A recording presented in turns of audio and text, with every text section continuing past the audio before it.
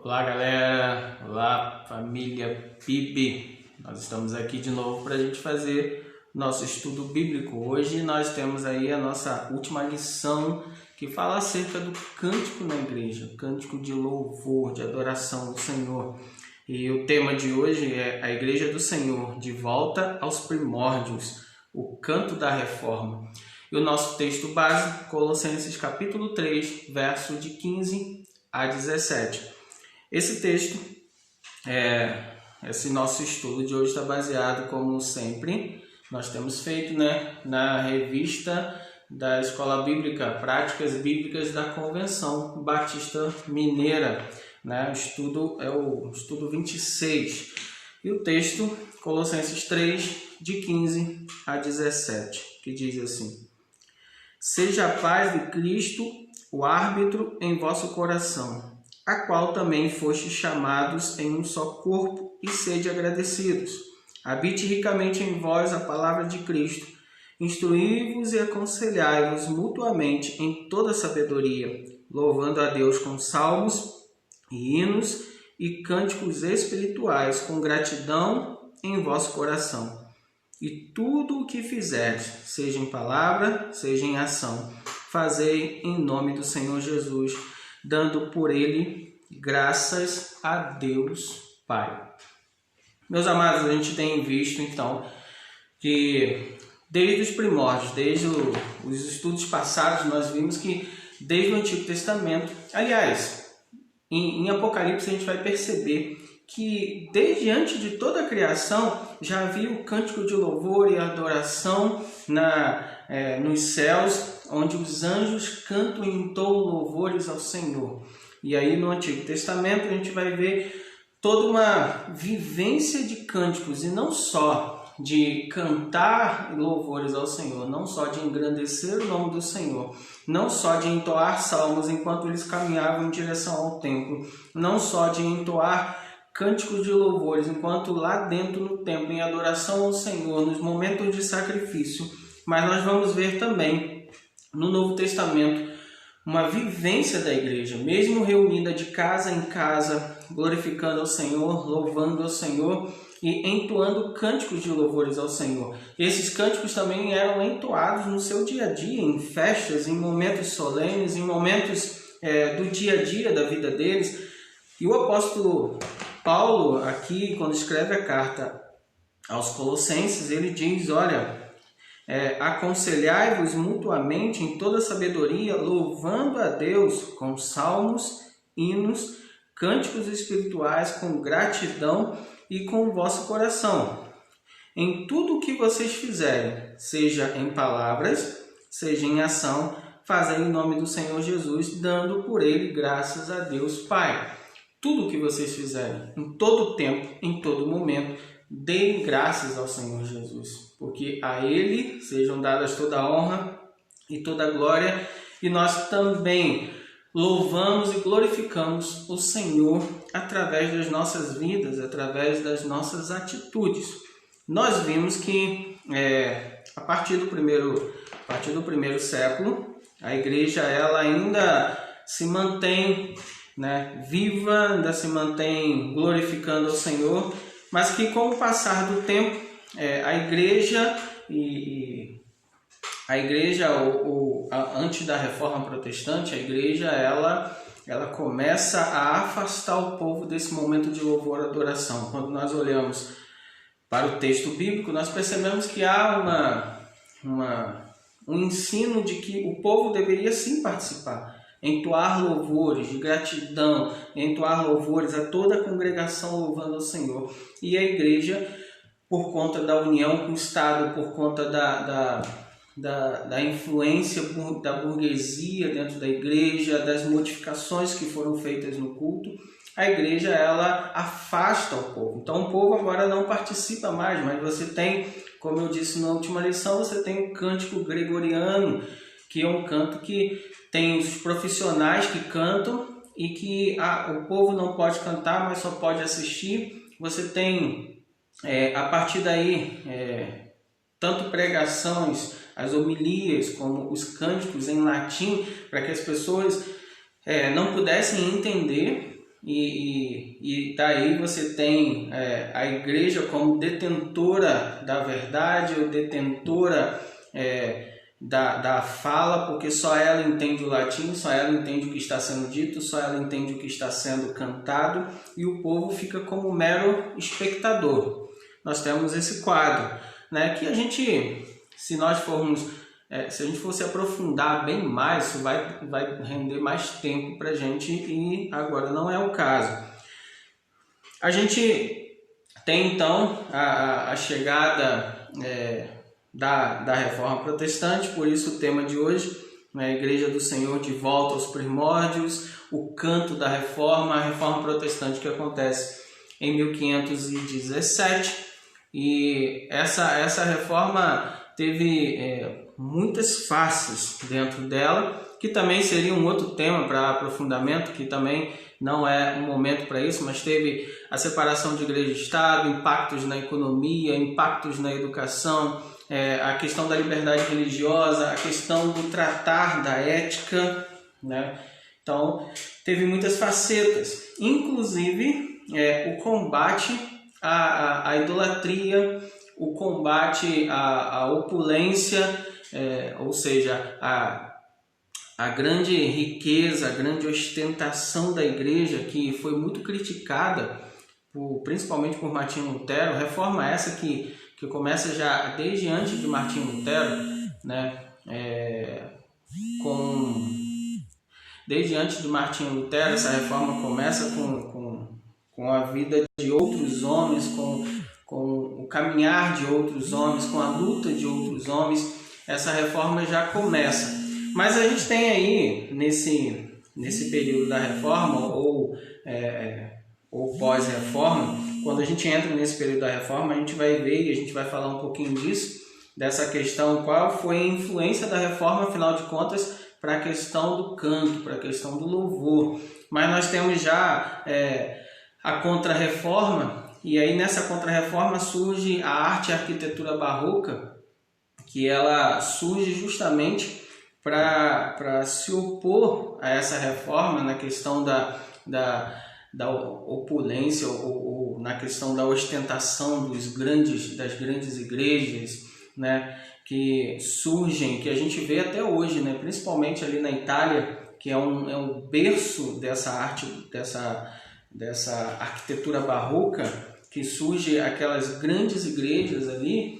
E para quê? Para se impor, ou para demonstrar um certo poder, trazer uma grandeza, trazer uma sofisticação, para justamente contrapor o movimento reformador, que, como eu disse, a gente não vai entrar nessa questão. Ao mesmo tempo que no século XVI também desponta a música chamada profana, que é a música secular, e a música popular, que começam a surgir no meio do povo, que começam a florescer no meio do povo. Então, mas nesse tempo também floresce e é posta a serviço da igreja protestante, é posta a serviço daqueles que protestam, a música sacra, que a partir daí, que logo depois a gente vai ver o porquê desse surgimento da música sacra a partir do próprio Martinho Lutero, né? Com a dificuldade de compreensão, na verdade, tanto da homilia como da música sacra, né? Do canto gregoriano, que era a música oficial da igreja, com a dificuldade de compreensão da homilia, que era toda em latim, e alguns talvez lembrem, até uma certa época, o padre ele ficava de costas e fazia sua homilia toda em latim. As pessoas não entendiam o que estava sendo dito.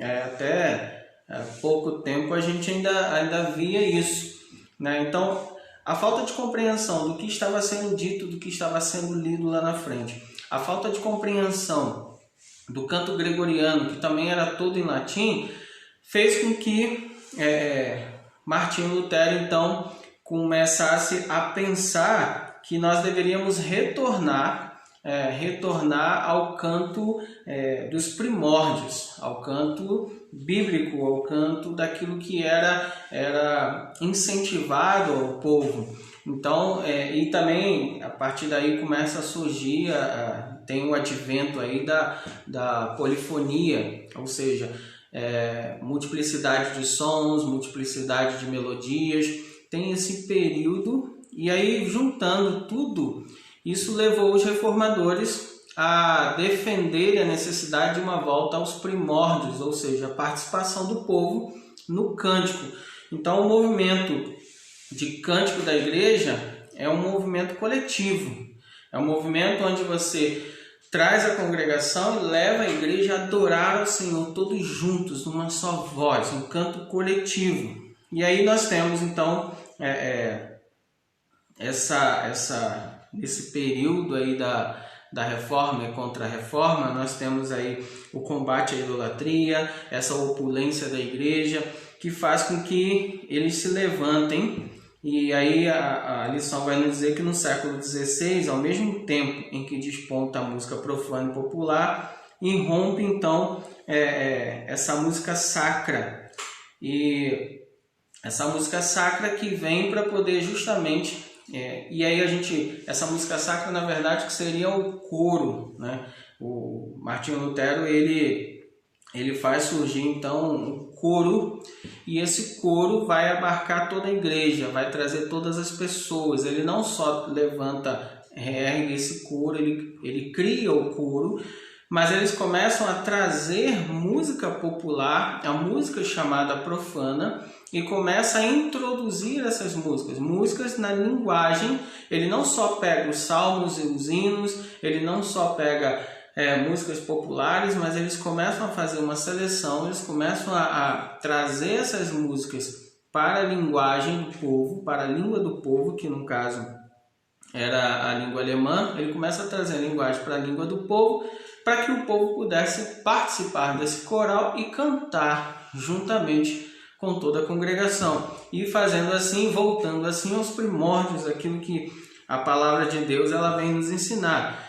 Então, na busca pela participação da congregação, cada um dos reformadores adotou uma linha distinta de ação.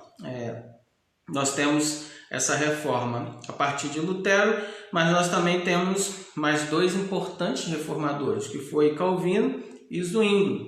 Então, mas eles tiveram atitudes ou seguiram linhas diferentes, adotaram linhas diferentes para essa questão do canto. Por exemplo, Calvino ele determinou que só os salmos fossem cantados no seu culto.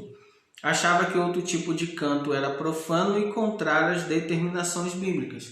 Então Calvino entendeu que sim, nós precisávamos voltar aos primórdios, mas só os salmos eram dignos de serem cantados na igreja. Então é como se nós pensássemos em nosso tempo hoje, de a gente cantar somente o cantor cristão, somente o inário para o canto cristão, somente eles, e não abríssemos para os cânticos que surgem hoje com cantores e que as pessoas começam a escrever e cantar. Esses cânticos não poderiam entrar na igreja, ou seja, nós só cantaríamos o cantor cristão na nossa realidade. Nós temos o reformador suíço Zwinglio, que ele reduziu as celebrações a apenas a leitura da escritura, pregação e oração. Ou seja, não podia cantar, você só podia orar e ler a palavra e ouvir a pregação, somente isso.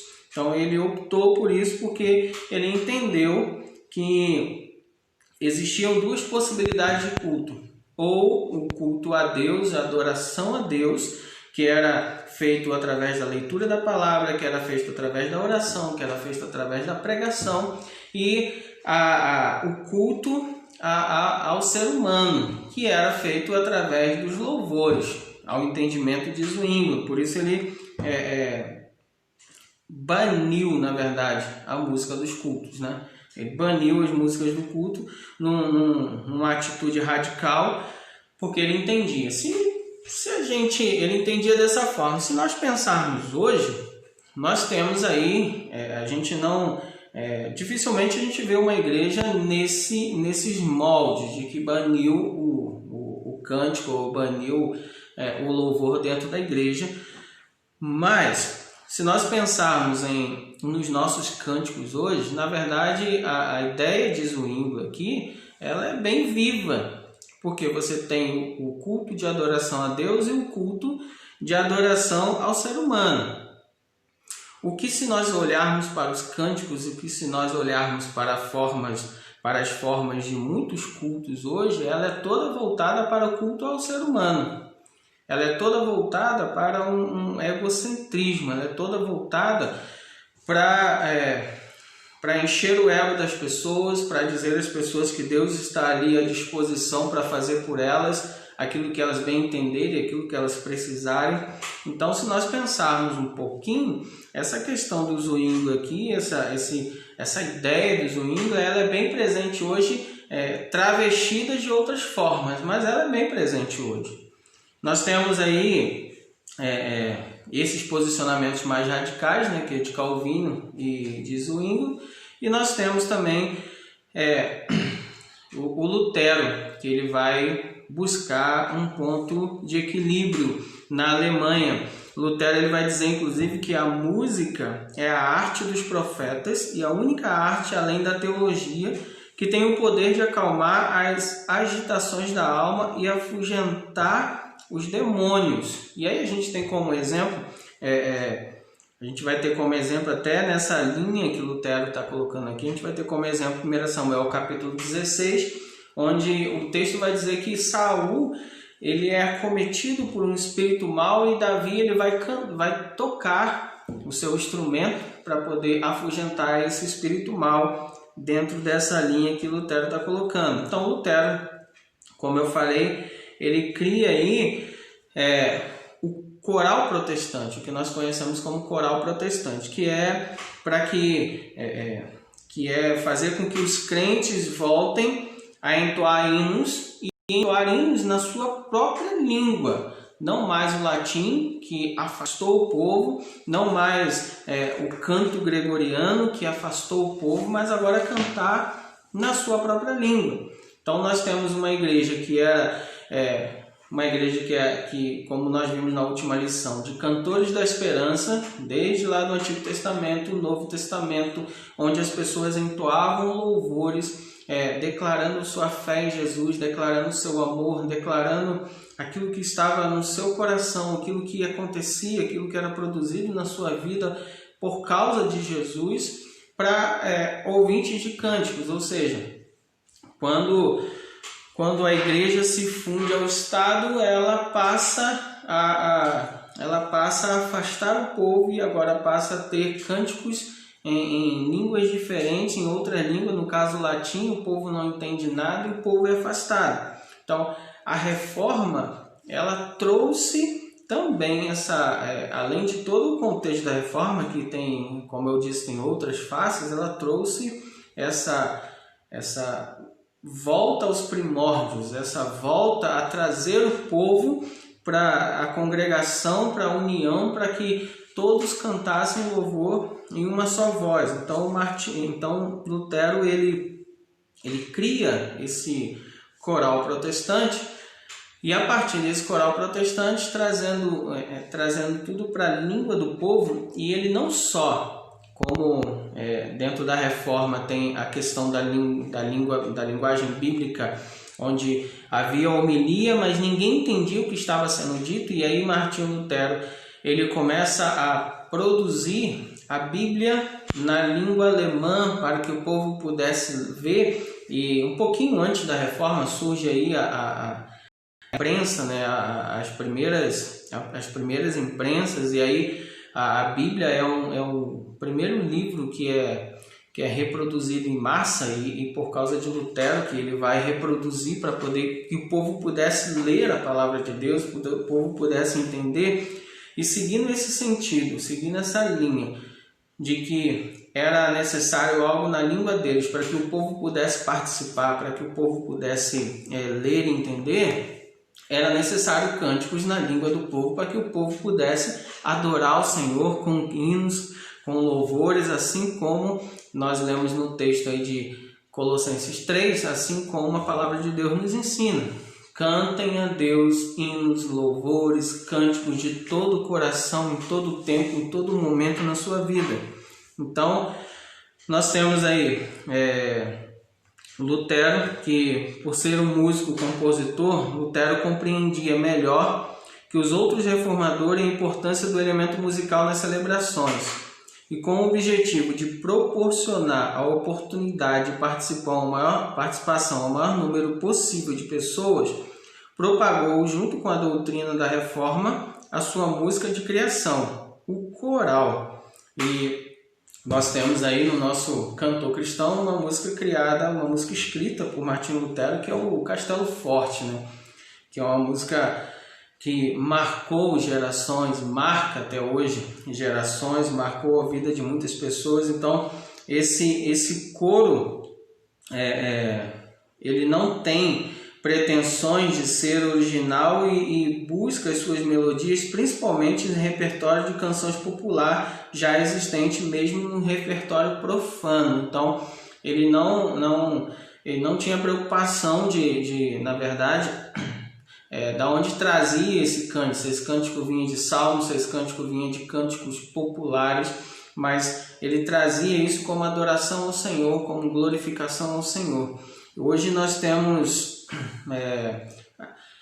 um contraponto aí, na verdade, Lutero ele tinha uma preocupação em trazer esse cântico para a língua do povo, trazer o cântico popular, que era algo que o povo entendia. Se nós olharmos para Jesus, quando Jesus ele fala com o povo na língua que eles entendem, que era um contexto de plantações, um contexto onde ele poderia estar ali no mar, um contexto de pescaria. Ele sempre usava uma linguagem do dia a dia, uma linguagem do povo, que o povo entendia, para poder explicar o reino de Deus, para poder explicar a palavra. O conceito que Lutero traz eu vou trazer a música popular, que é algo que o povo compreende, algo que o povo entende, é algo do dia a dia deles, para adoração ao Senhor. E mostrar a eles que todo o contexto em que eles vivem, toda a vida que eles vivem é de adoração ao Senhor, porque é a criação do Senhor, e nós temos que glorificar o Senhor. Então esse repertório, ele traz o que se chama de profano, mas que é revista, obviamente, e ele traz o que se chama de sacro, que era o cântico dos salmos e tudo mais. O que a ideia dele era fazer com que o povo participasse ao máximo, entendendo o que estava sendo dito, entendendo o que estava sendo cantado. E se nós olharmos para o nosso tempo hoje, para esses novos cânticos, você entra muitas vezes na igreja e você começa e a igreja em si, ela começa a entoar hinos e cânticos que são, digamos, dialetos próprios. Pessoas que nunca entraram numa igreja evangélica, pessoas que talvez nunca tenham ouvido músicas evangélicas, quando entram e começam a ouvir aquelas músicas evangélicas, ditas evangélicas, que são dialetos próprios evangélicos, quem está no meio ali já sabe o que está sendo dito, já conhece, já entende, mas quem está chegando não entende nada. Não entende nada, fica perdido naquela música muitas vezes. E a ideia de Lutero era fazer com que não só quem estivesse ali entendesse o que estava sendo dito e adorasse a Deus, como quem chegava entendesse o que estava sendo dito porque fazia parte do contexto dele. Assim como eu citei aqui as atitudes de Jesus no dia a dia. Então, nós deveríamos, na verdade, hoje, pensar o que nós estamos cantando hoje, na verdade. Porque diz que é gospel, é propício, mas o que a gente está cantando hoje? Será que tem tocado no coração das pessoas? Será que traz transformação? Será que traz desejo de adoração ao Senhor? Ou será que nós estamos tão preocupados em trazer cânticos que adoram o ser humano, que era a ideia lá de Zwingli, que nós falamos, cânticos que adoram o ser humano, cânticos que às vezes vão até contra a palavra de Deus, e nós estamos entoando dentro das igrejas, entoando na nossa vida, entoando no nosso dia a dia. Então, A ideia, você percebe que a ideia é voltar sim a trazer toda a igreja para cantar. E uma coisa que tem acontecido muito hoje é que tem se criado cada vez mais cada vez mais grupos profissionais, e que esses grupos profissionais fazem com que quem está sentado ali se torne plateia. A congregação, ela se torna plateia. A gente não entoa mais hinos, percebam-nos. Algo que já vinha acontecendo desde lá de trás. A igreja tirou o canto da congregação, tirou a congregação da participação do canto. E a Reforma Protestante, ela veio para poder trazer a congregação de volta, para todos entoarem louvores juntos.